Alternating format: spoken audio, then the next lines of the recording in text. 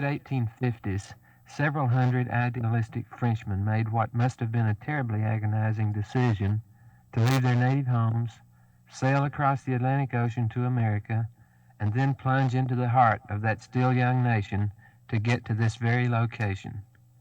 They called it La Réunion, and it was right here, on across the flat land south of the Trinity River and on the limestone bluff in the distance, that these men envisioned creating a perfect society. They were Utopian socialists, followers of Charles Fourier, and they dreamed of a perfect system of work and recreation which would allow them to live in peace and harmony. Albert Santerre of Dallas is a grandson of one of the original colonists.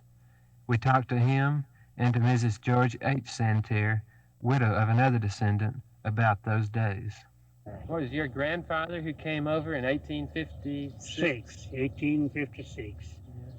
Do you hear many family stories about their experiences? Oh, yes.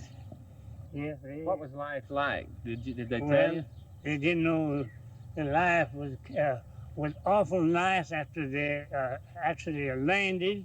And then after they landed at Houston. You see, they landed at Houston. It was 72 days coming across.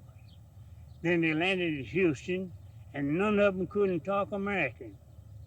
None of them couldn't talk American. There wasn't a one. And they went to Houston. They wanted to come to Dallas, and they got some Oxway. In Oxway, it was 72 days coming from Houston to Dallas. The axle, it rained every day. All the women folks was walking. All they done just what furniture and stuff like that they had. The ox wagon, the axle was dragging the ground all the time. There wasn't no roads. They come across the pastures. They come across the pastures, that's right. That's where they come from Houston. It was 72 days. Their dreams failed. In fact, the dream was short-lived. And today, at this portion of their original property, one finds a welfare housing project instead of a utopia. Along the limestone bluff, a cement plant now finds a profit in the soil that eluded the colonists. The French socialists began arriving here to settle in 1855, and they soon numbered about 300. The land, they thought, was similar to that in France, where handsome vineyards flourished, and they held high hopes for establishing vineyards and other agricultural endeavors here. Today, their property is bounded roughly by the Trinity River, Fort Worth Avenue, Hampton, and Westmoreland. But the center of activity was just behind what is now the Lone Star Cement Plant. This is where the colony was. This is where the homes were built. That was a mansion over there, governor's mansion, and they planted their food in the back here, and of course the cemetery was over that way. Cemetery was back towards the Trinity River? Towards the Trinity River, and they grew their crops all along in here. Why did they choose this site? Because it reminded them of France so much. It was so hilly, and they expected to plant their vineyards here, make their wines like they did in France. What kind of social life did they have? Oh, they had a marvelous social life. They would gather in the afternoon and play their instrument they brought from France. They had the first piano in Dallas, and they composed the music, little songs and verses, and how hard it was when they did come here.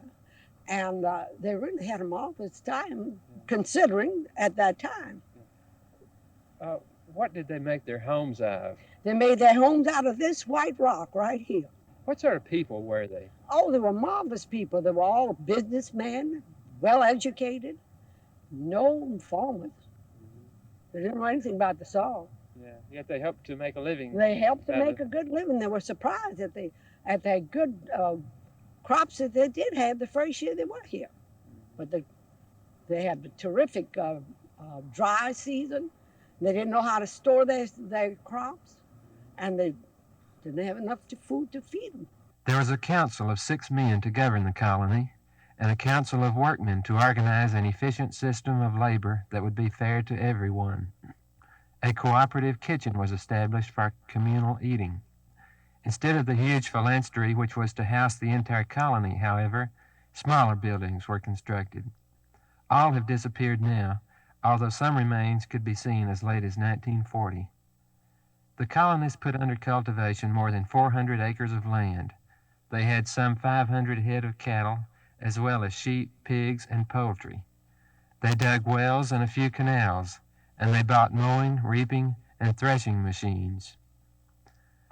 The colony was dissolved officially in 1857, but many of the Frenchmen remained at the colony site until the Civil War. The settlement left a permanent legacy to Dallas, however. Rivershawn Park is named for the prominent settler and naturalist Julian Rivershawn. Ramon and Santerre Streets are named for two of the prominent colonists. A marker at Stevens Park also provides a reminder.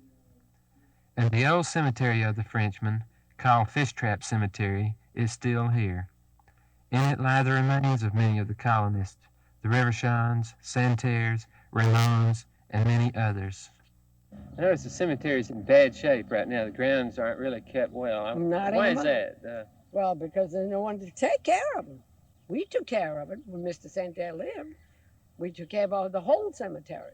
We had my husband and I. We planted all the irises around there, and the CAR put the marker up in honor of the French pioneers, and they had all irises and the red bud tree planted up there for them in honor of them, and all of this is gone, as you see it. Who owns this property today?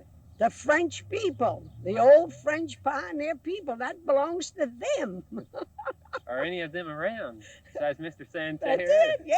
There's some around, but I don't know what they're going to do with it. La Réunion was to have been more than one isolated utopia.